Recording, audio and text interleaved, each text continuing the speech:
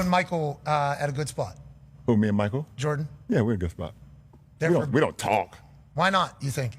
Because I'm still playing. I think I'm still playing. I'm still focused on my craft right now. When you're done, you think you two will be the only two that can have a conversation? I would hope so. You know, the funny thing is, me and Kobe, besides our, the late great Kobe, obviously, me and Kobe never had a real relationship either. Until we was on the Olympic team, we had a great relationship there. Until I became a Laker, and then he retired.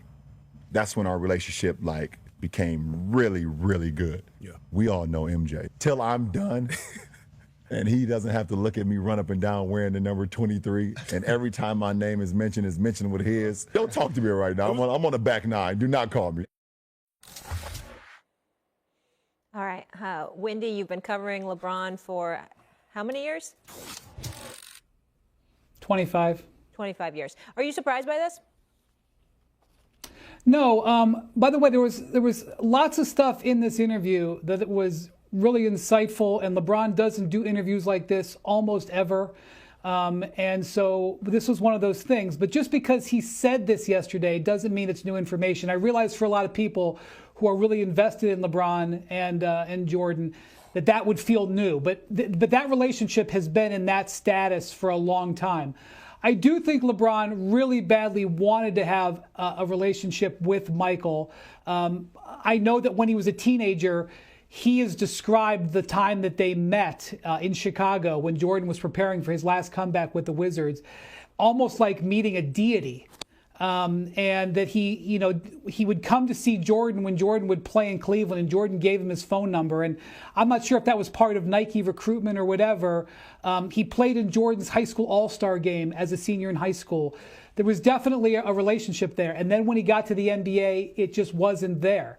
And I don't know whether that was LeBron's decision or that was Jordan's decision or it was happenstance. But really, the relationship never developed for the last 20 years. And I don't think they're in a bad place, like LeBron said. I just don't think it really developed. Actually, what ended up happening with LeBron, Molly, was that he started gravitating more towards Jay-Z. He started using Jay-Z more as a role model at that time. He loved the idea of how Jay-Z became a mogul. And the things that LeBron and Jordan have been interested in off the court are very different. Jordan is into golfing, fishing, and auto racing. LeBron is into the media business. But I do think that there could be a relationship after LeBron retires because LeBron wants to be an owner. And that's the transition that Jordan has made that nobody else in the NBA has made, where he's been able to go from being an all-time player to an owner. And I think that he could be helpful there. But this has been sort of a distant, they're not really friends, and they haven't been for a really long time. And they never will be. They never will be, Wendy. And that's just me keeping it real. That relationship would never be there. The only relationship that we saw when we talk about relationships far as, the little brother, big brother is Jordan and Kobe. And I think it all started with, when Bron self-proclaimed himself as the GOAT, I think right there was the starting point. And a lot of this, far as Jordan and Bron relationship, is self-inflicted by LeBron because of the backhanded compliments. And again, when I think about the greatest player of all time, it's still LeBron James in my eyes. Now, we could debate all day. Some people could go with Jordan. Some people could go with Bron. Like I told Molly and Stephen A. Before, it's your preference. Some people like to drink Ciroc. Some people like to drink Hennessy. They both get you drunk. It don't matter. But at the end of the day, I think this would never be a relationship, and I'm just being real. Fair enough. It won't be a relationship. It's not like they're enemies or anything like that. Jordan's living his best life. Jordan's living his best life, and they're not enemies. But it's not about whether or not or they have a relationship or not. The issue is why. See, a lot of times we talk about LeBron James and we talk about relationships or lack thereof, and sometimes we look at both parties and we don't look at the one party. You're LeBron James. You came into the league wearing number 23. Now, eventually, it was to be the GOAT and to be supplanted. Just ask Hollywood about the negotiations for LeBron James and Space Jams and some of the stipulations that he's insisted be implemented into the proceedings in order for him to do the movie, then you'll find out some of the details. But I'm not going to go there because we want to be nice this morning. Okay, we look at Kobe Bryant. Certainly their relationship, they didn't have much of one until they were teammates in the Olympics. We get that part. How much of a relationship did they have after the Olympics? I remember people were blowing up my phone since the first segment of the show when I talked about him at the memorial service, okay? I didn't mean to say he wasn't in the building. I was told he was in the building. You understand? But we saw a whole bunch of players out there. We didn't see him. Why? I'll let him answer that one day if he so chooses. In the end, what it comes down to is that you're LeBron James, you came into the league, and you were the chosen one at the age of 17 on the cover of Sports Illustrated. And the projections and the prognostications were what they were.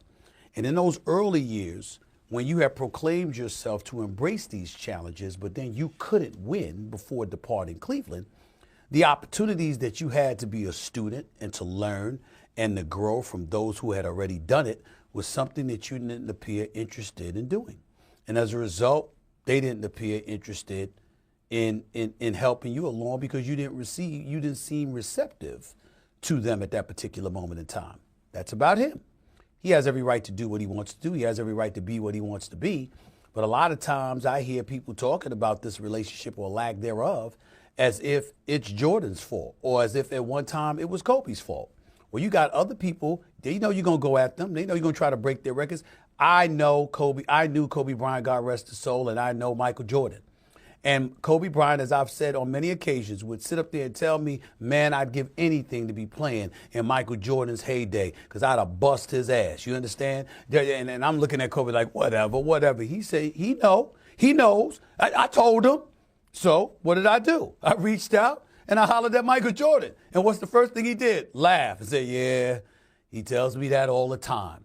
So the challenge of usurping somebody is not what would faze Kobe. It's not what would faze MJ or anything like that.